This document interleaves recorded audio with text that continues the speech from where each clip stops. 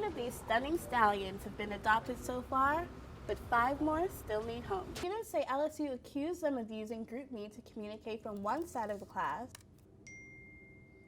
to the other side of the classroom during tests and exams. But student advocacy says it's not that simple. It's hard to give you a black and white answer because it's kind of can be on a spectrum, just depending on what that syllabus says, what has the instructor talked about, what are those direct messages saying in that group message. LSU academic policy forbids students from collaborating on individual work. If even one student violates the code, all students who are in the group message are held responsible. Based on that information, we look at the code of conduct and see, okay, well, misrepresentation might be appropriate here, collusion might be appropriate here, and we're going to assign those charges. Then, as far as kind of gathering information and moving forward in the process, for any of our students, they have an opportunity to be heard. Taylor was the only one of her 160 classmates to be heard and appeal the process, clearing her of academic misconduct. The whole process, however, has left her with a different stance. I mean, it has affected, I used to study with my friends and now I just study by myself. As for GroupMe, Taylor and student advocacy both warn, be careful what you post. Antwanae Smith for Tiger TV. For these stunning beauties, once kings and queens of the crew, the carnival reign is over. Mardi Gras crews leased these horses just for the season. This year, 20 parade horses had nowhere to go.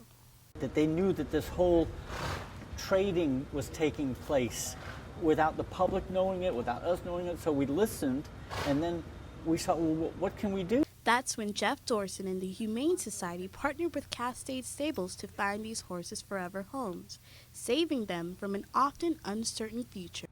And they can be sold for slaughter. There are no slaughterhouses in America, so they have to be shipped all the way to Mexico or Canada. It's a horrible, long ordeal for the horses, and then, of course, it has a tragic ending. Dorson is facing the challenge of finding the last remaining horses a home by Monday. Even then, his work won't stop there. Help us.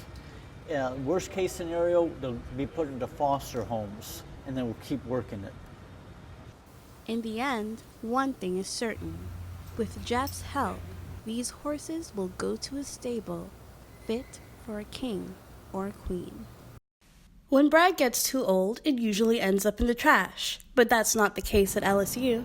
So for the past 2 or 3 years, we have been trying to come up with a solution for how to either compost or divert food waste from the landfill from LSU dining halls. And we finally found a good solution for now. It's all a part of Campus Sustainability's Food Waste Diversion Project.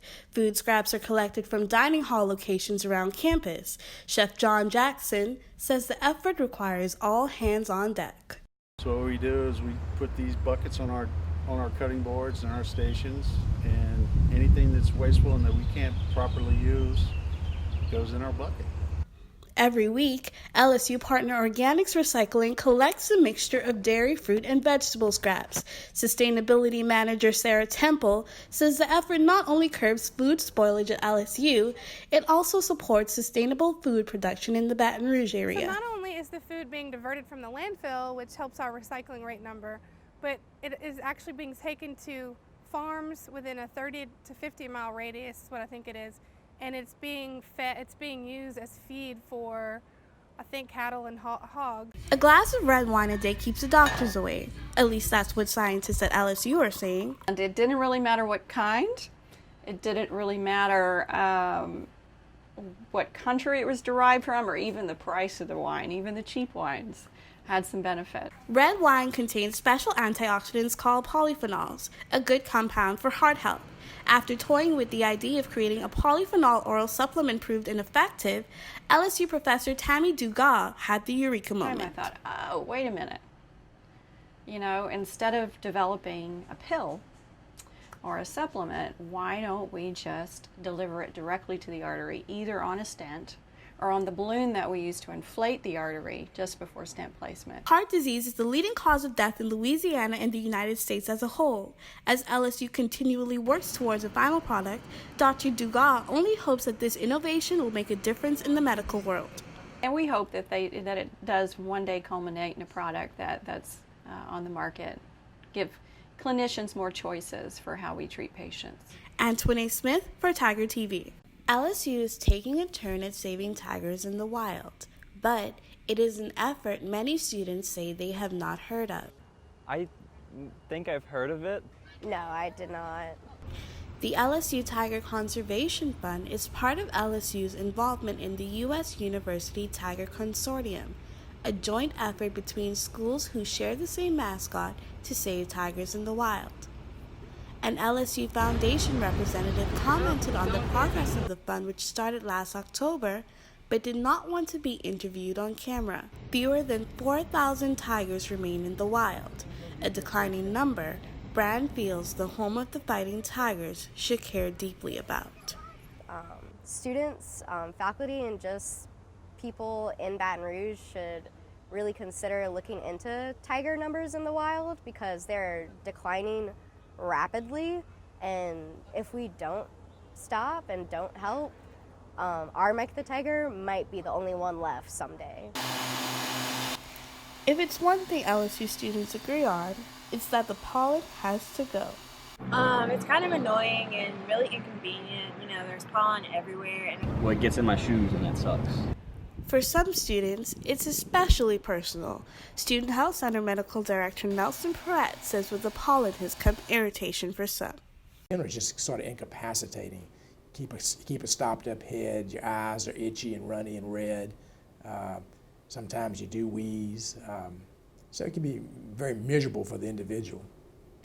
With abnormally high levels of oak and grass pollen in Baton Rouge this season, some are in desperate search of remedies.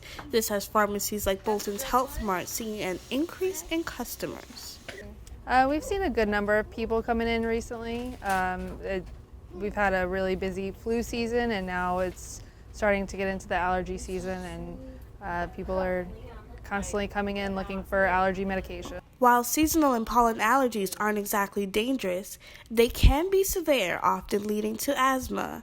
For this, pharmacies recommend swift action by buying medicines specifically tailored to the problem. Let your pharmacist know what your symptoms are, and they can give you the best recommendation. And back at LSU, Dr. Perrett has this advice about the oak trees and pollen. Just remember, they'll be beautiful later in the year. Just tolerate the allergy season. Antwanae Smith for Tiger TV.